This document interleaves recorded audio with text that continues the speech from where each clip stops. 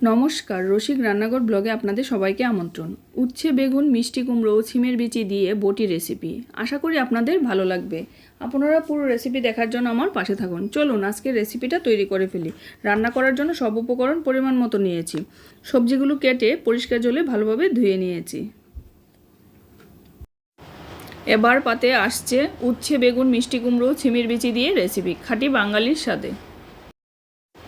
চুলার আঁচ অন করে দিয়েছি, প্যান গরম হয়ে গেছে। প্যানে শিমের বিচি ভেজে নেব।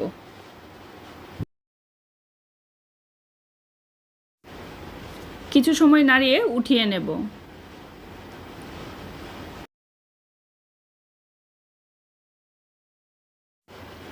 আবারও প্যান বসিয়ে দিয়েছি। প্যান গরম হয়ে গেছে। প্যানে আমি 4 চামচ তেল দিয়ে দেব।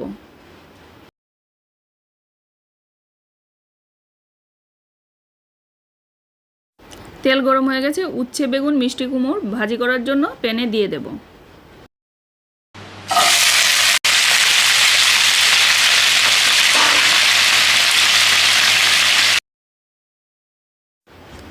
হাফ চামচ হলুদ গুঁড়ো,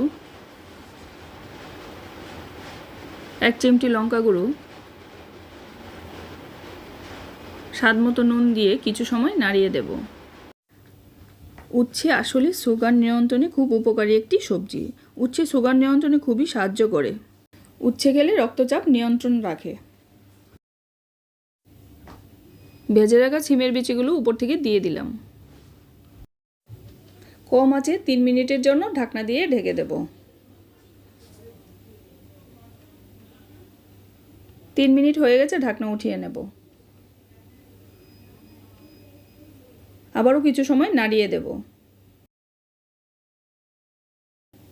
সবজি সেদ্ধ হয়ে গেছে। উচ্ছে বেগুন আর মিষ্টি কুমড়ো একসঙ্গে দিয়ে একটা দারুণ স্বাদ ও পুষ্টিসম্পন্ন রেসিপি তৈরি করা যায়। উচ্ছের তেঁতু স্বাদ আর বেগুনের নরমতা আর মিষ্টি কুমড়োর মিষ্টতা একসঙ্গে মিলে এক অসাধারণ স্বাদ আর গভীরতা এনে দেয়। 1 চামচ আদা বাটা, হাফ চামচ রাঁধুনি বাটা, 4টা চেরা কাঁচা লঙ্কা দিয়ে কিছু সময় নাড়িয়ে দেব। উচ্ছে প্রেমীরা সত্যি অনেকে আছেন, আর যেমন আমি নিজেও তৈরি করছি, তা দেখে তোমরাও নিজের হাতে উচ্ছে বটি বানিয়ে দেখো। নিজের তৈরি উচ্ছের স্বাদই আলাদা, আর তাতে থাকে নিজের হাতের অসাধারণ স্বাদ। দেখো ভাজিটা কি সুন্দর হয়েছে, রংটাও কি দারুণ। ভাতের সঙ্গে খেতে একেবারে ঘরের স্বাদ। স্বাদের জন্য আপনারা চাইলে উপর থেকে ঘি ছড়িয়ে দিতে পারেন।